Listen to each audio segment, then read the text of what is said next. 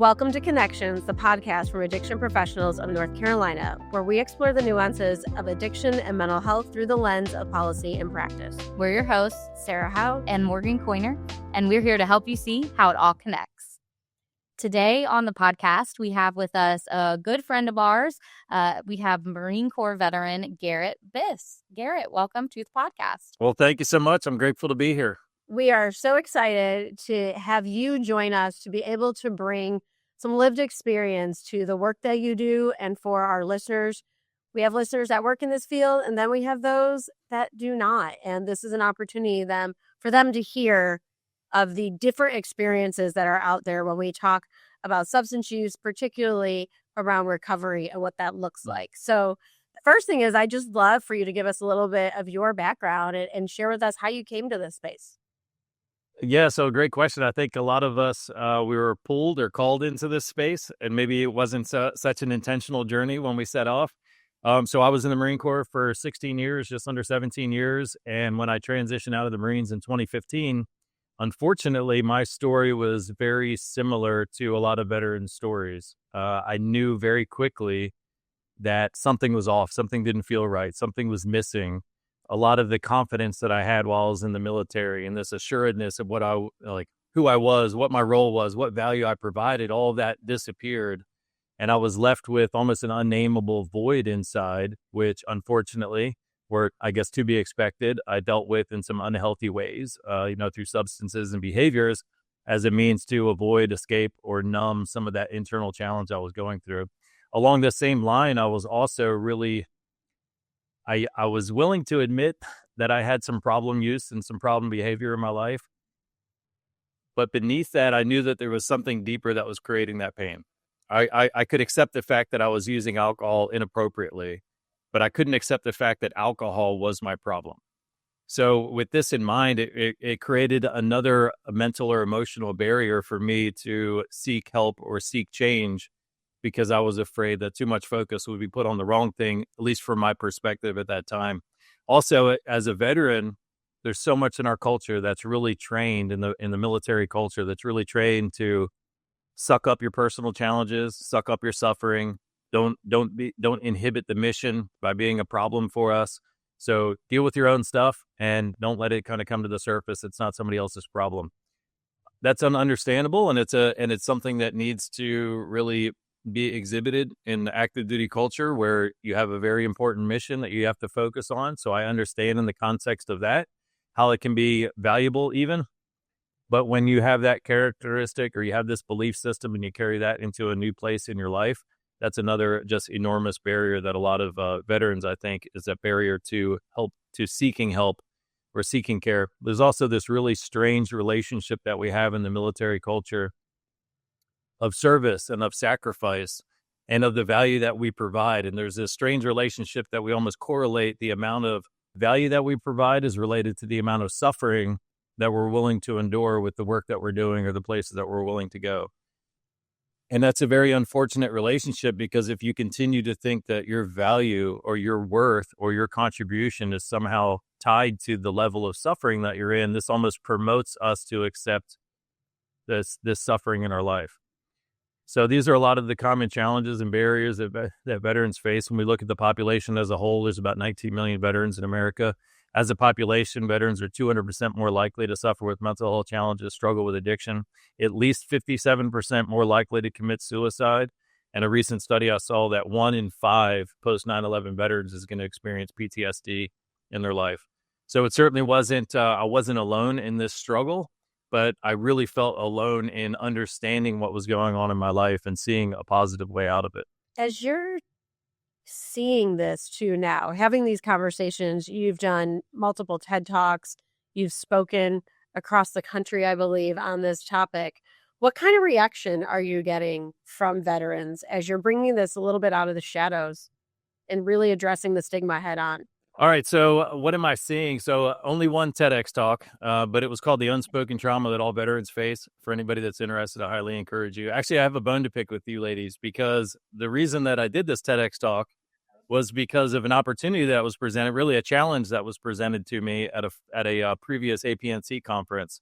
So it was through this challenge to put together a 10-minute TED-like talk that I really sat down and got clear on what the message was that I wanted to share. And having to do it in just 10 minutes and articulate a message, you got to get really clear on what is that you're trying to share. So that inspired this a rough draft really of what became my TEDx talk. For anybody that wants to check it out, you can go to unspokentrauma.vet, and there's a place there you can watch the video.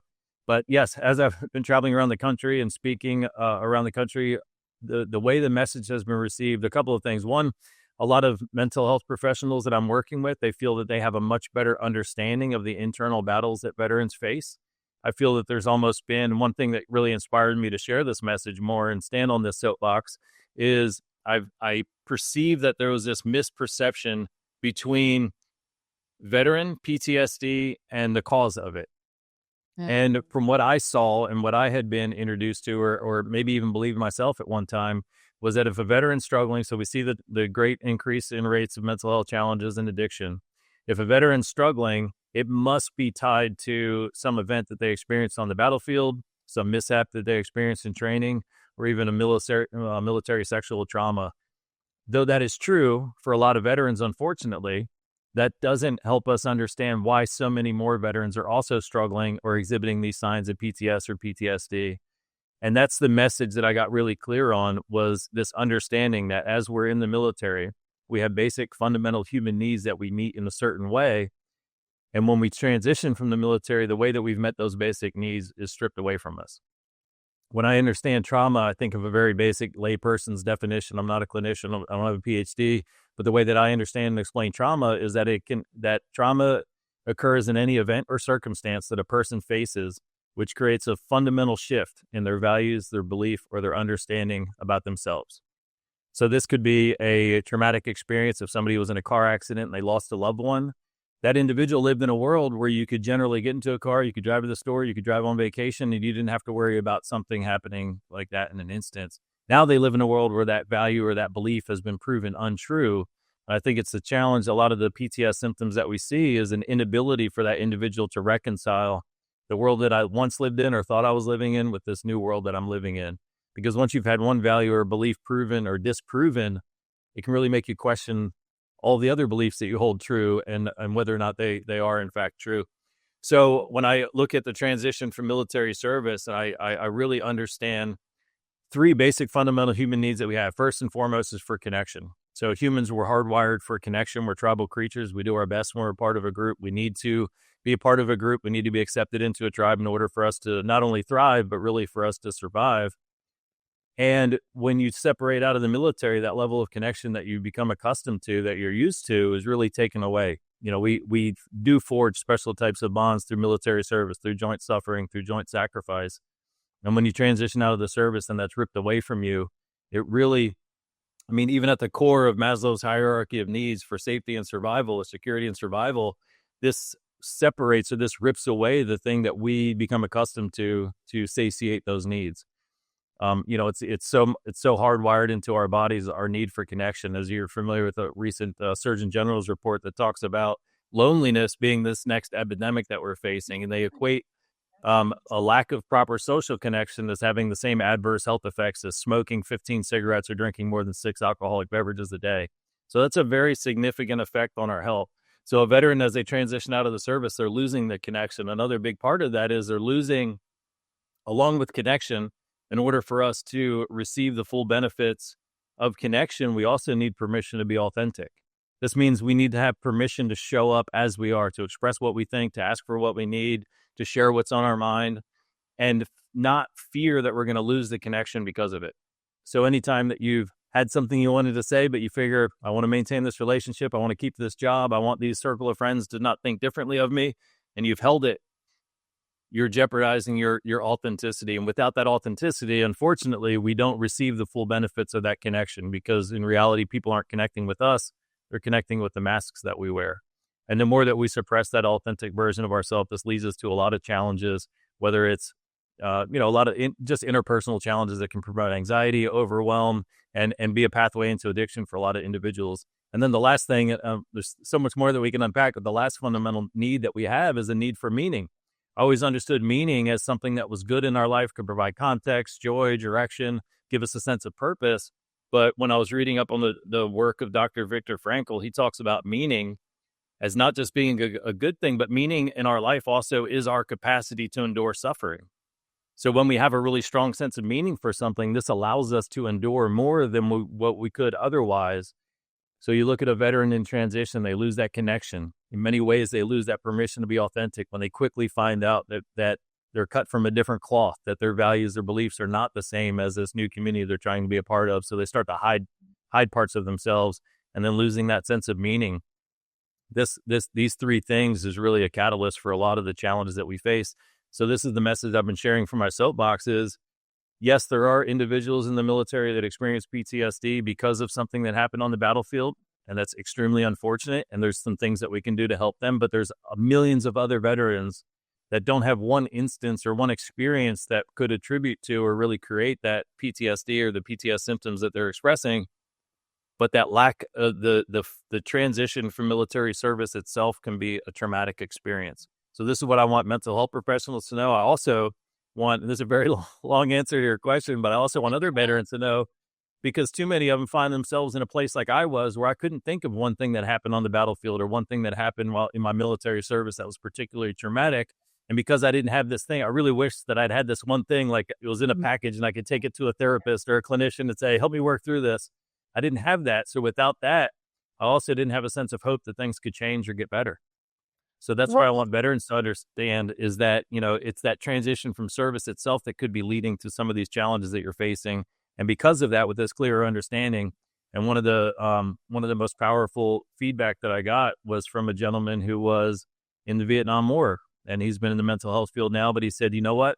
I've been struggling with something internally for decades, and I never really could understand it until I heard the way that you expressed this change of needs and the trauma of transition. You brought something up that made me think about, like, a lot of people, maybe anecdotally, join the military to, well, it's a career path, or it's a way to get out of their home when they don't know where else to go. And they have experienced childhood trauma, and then they end up in the military for many different reasons. And then, obviously become a veteran. Do you think that plays into this too, that there is a certain, and it may be, there's a word I'm looking for, like cliche, or maybe it's like overwrought, but this idea that some people enter the military looking for something because they've already experienced a trauma. And then do you think that kind of compounds the issue? I think whether it's directly or indirectly, I do think that there's a lot of, kind of association there. I hesitate to really focus on that or share that because I don't, there's a popular message out there that veterans are broken, defective, disabled. And I think that has, that's good for getting support and getting people to write checks to support veterans, but it's not good for veterans to hear that and be inundated by that. But yes, I do think that there's a correlation. In fact, I was doing a training a couple months ago, and one of the clinicians at the end said, can't we just screen out all the people that have like high A scores and childhood trauma so they don't join the military and then they won't have these problems? And might sound good, but that tells me you don't know anything about the military culture. Because I mean, where does that end? Yeah. Right? But I do think that there's a lot of individuals that had hard experiences and they join the military so they can find themselves, so they can regain a sense of value, so they can know their place in the world, so they can experience the connection. So in many ways, that can be a healing journey for them to regain some of these fundamental human needs, have a strong sense of meaning, have values that are developed that help you understand your value and your place in the world. I think that certainly can be true, which is unfortunate because now we have somebody who has healed or benefited through their military service, even to a deeper degree. And then they're really discharged with no preparation for that transition. The only mental health related advice that I can remember hearing as a veteran transitions out of the military, you have to go through a transition assistance program. It's about a week of PowerPoint slides, really geared towards helping you find a job. The only thing in there that was remotely mental health related that I can recall, somebody said, oh yeah, by the way, don't drink a lot because veterans have a tendency to do that. But there was nothing else about like, these are the emotional, these are the mental health, these are the spiritual challenges that you're going to face as you lose this identity and you're no longer a part of this tribe. When you talk about transition, I mean, I think especially for our listeners who either have a loved one in the military or have a veteran loved one they themselves, or to be honest, even if you're not, transition is the underpinning, right, of a lot of these conversations. I can remember being a breast cancer, going through my breast cancer treatment. And for 7 weeks, I went to radiation every day, 5 days a week. And every Monday, the radiation oncologist met with me every week for 7 weeks. So I was in this bubble that was, there's a doctor and they're looking at me and they're checking me and everything's good. And at the end of that 7th week, they're like, okay, you're done with your radiation. You can go now. And I said, Right. now what? Go where? They're like, now you go. They literally said, kind of like you're saying, now you go live.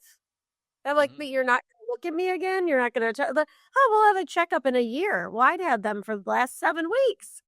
Right. It's when you say that, like, it's transition, right? Now what? Where Absolutely. do we go? What do we do? How do we as substance use professionals help, whether it's prevent the addiction before it starts? How do we support somebody who might need an intervention or is in recovery, but now they're transitioning, so they're at a precipice? How do we do that, and particularly while honoring and respecting that their experience as veterans is something that needs to be incorporated in that journey? Yeah, great question. So I think that's why I was so excited and enthused about getting this TEDx out there, because I think just my mission for it and my vision was, if I had 10 to 15 minutes with any service member before they transition and I wanted to plant one seed, what would be a valuable message? But even backing up, yes, there's a lot of similarities. There's a lot of other transitions that we go through in our life, whether it's a transition from college to the workforce, whether you move from one town to another, whether you transition into retirement. And I think that these same elements, the connection, the authenticity, the meaning that really define our human experience, when those things change, that's a critical time, or that's a very vulnerable time for an individual that goes through it.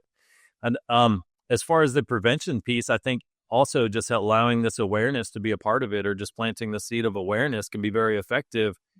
As I express the experience that I had when I was in a dark place, I knew something was missing. I didn't feel like myself anymore.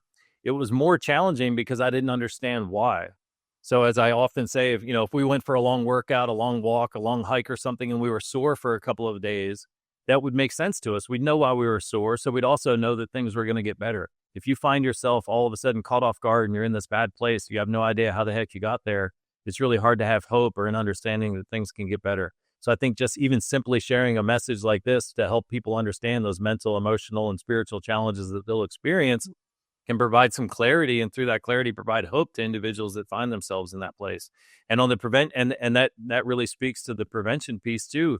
There is a lot of alcohol use in the military. There is a lot of behaviors and such that are more socially acceptable and almost expected at times. And somebody might serve for 20 years in the military and they have a strong enough foundation because of the connection, the authenticity, and meaning. They have a strong enough foundation. They have that strong sense of meaning. So they have the capacity to endure the hard times that come up in life. When they lose all of that, these same behaviors before that were not as, not as harmful, or not as, as challenging to their well-being, that's when it can take off. Because maybe if you didn't have a problem use before, when you're experiencing these greater depths of pain and you've already conditioned yourself to understand, if I don't want to feel this way, I know something I can reach for. But now the pain that you have is much deeper. This is a very quick downward spiral into the chains of addiction. How do you find, there are opportunities for veterans to get treatment in the mainstream, I would say, community substance use system, and now we're seeing more opportunities through the VA? For somebody who is listening to this and maybe wants to reach out, what do you tell them first? Where can they go to find some support and help? The first message I always share is, first and foremost, if I'm speaking to a veteran, know that you are lovable and acceptable just as you are. Know that you're having a human experience, and part of that human experience is pain and suffering. And there's tools, and there's advocates, and there's mentors and coaches, therapists, clinicians that can help you move out of that. Also understanding that everybody's journey into that dark place or into the chains of addiction is a different journey. It's a different set of circumstances, events, biology, sociology, whatever, however you want to look at that. Everybody took a unique pathway into that place. There's not going to be 1, 10, or even 100 pathways out of it. So I always try to encourage individuals to remember that, because if they've tried one thing or 5 things and it didn't help them get to a better place, continue searching, continue that journey, create your own plan and create your own, program to get to a better place. Unfortunately, the VA does a lot of great work. They're inundated. They're overwhelmed by the amount of veterans that they have to support. They're doing the best that they can. There's a lot in Western medicine that's been shown very effective to help people with certain situations get to a better place. I think that because the system is so overwhelmed and because every individual is unique, there are some people that have good experiences through the VA. Unfortunately, I haven't heard many of those good experiences. The typical experience that I hear is somebody goes, they get connected with some kind of clinician, they start a therapy protocol, and it often comes with a long list of prescriptions that now they're on. And maybe they've numbed the pain a little bit, but they've also numbed themselves, and they no longer know who they are, and they don't have the drive to kind of continue on that journey. So that can be I'm certainly not advocating or recommending somebody do not reach out to the VA, do not reach out to any place where you can provide some support or get some support. But continue looking until you find the thing that's best for you. And if you feel stagnated, maybe you've been getting some care and now you feel like you're stagnated in your growth, then recognize that and realize it's an opportunity to find something else to help you take it to the next step or the next level. Yeah, something I love about sort of how you have set up this platform to speak on this issue is that you are talking to veterans, right? Like, it's not like, oh, here's how you treat veterans. We're just gonna, like, you are actually saying, no, like, I want you to be prepared. I want to be able to support you through this.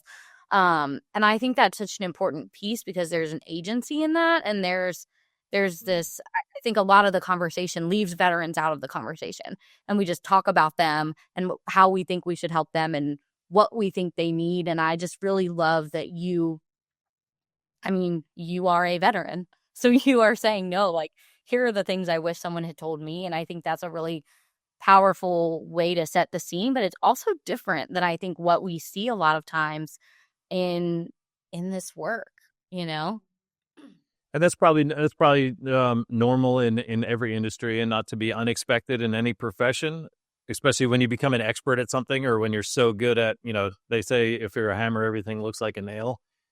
And this requires a little bit of introspection and humility on everybody's part who was trying to do some work. But realize if your solution, what you're an expert at, is not the best solution for the individual, that's not against you, and that's not against the individual. It just means that it wasn't a good matching. So I think sometimes we can be. I'm a huge advocate for coaching and a lot of non-clinical care and support that can help individuals from psychedelic use all the way to any of the traditional therapies that are out there.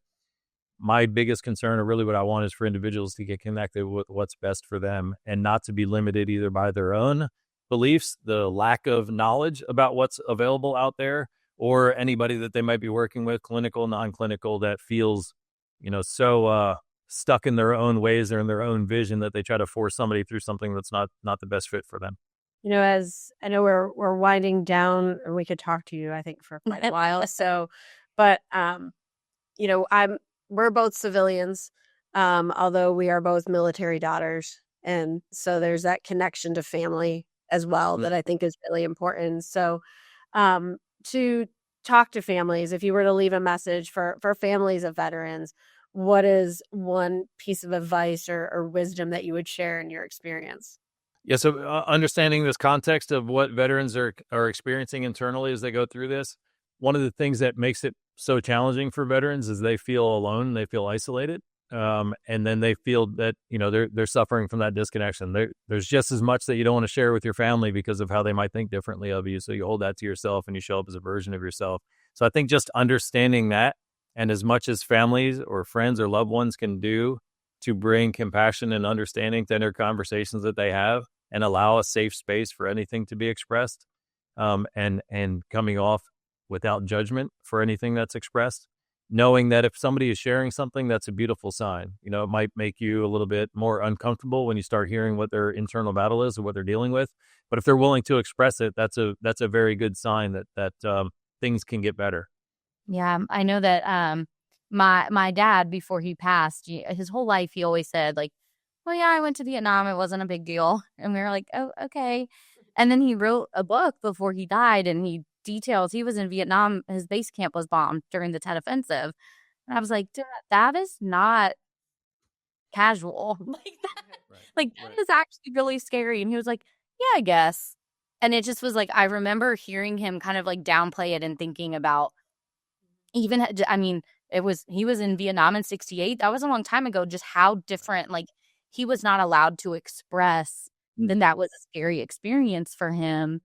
And so he lived the rest of his life pretending like it wasn't. And I think there's something really amazing that's happening now where even if it is slowly, we are allowing space for veterans to come back. And again, that's a big example, right? But to say like what happened to me was scary, or what is happening in this transition is scary, and I don't know what to do with it. And I think that that's going to ultimately change, but also save a lot of veteran lives. Right. I'd love to normalize that message that, and this, I'm certainly not against the military. I'm not, I'm very patriotic and I understand the value of the military. And let's not hide the fact, or let's not obscure the fact that military service requires humans to do things that humans shouldn't be comfortable with.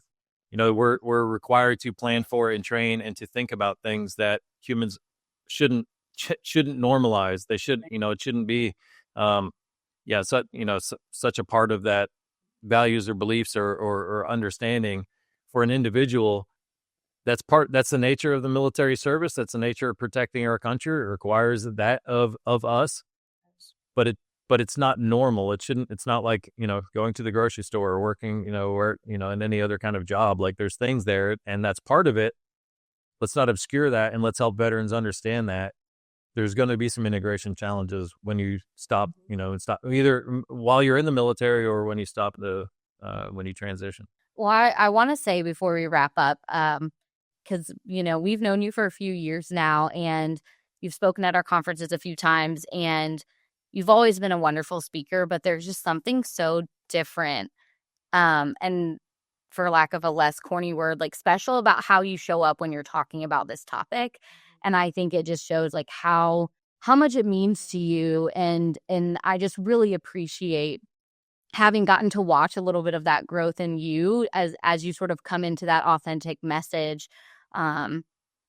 It's just been really cool to see. And I'm just really thankful that you found that space, and also that you're willing to share it with us and our members, and the people. It's all your fault. You too. You put me up to it. And I'm excited. Heard it here first, folks. It's all our fault. I love being a very small piece of it. Right. Well, I can't thank you enough for that and this opportunity, that you had a hand in. Back to your point about the authenticity piece. I mean, there was a part of me shortly before that opportunity was presented where I was like, something's missing. Like, I like the work that I'm doing, but I don't love it the way that I should. And then the epiphany was, okay, you've been forgetting about the veteran population. Like, use everything that you've learned in the last 7 to 10 years, and how do you take your own experience plus what you've, the education and the training, and bring that back to serve the population that I understand the best. Yeah. And I mean, it's just so clear, and it shows, and it's working, and it's necessary. And, our military population grows, every day. There are new people coming in, there are new people transitioning out. So your voice is needed, and to bring other voices to this table. So we're just thankful for you sharing it with us. We're really appreciative, even just taking the small time today that you did to share it out to our listeners. So thank you. Thank you. I'm grateful for the experience. Awesome.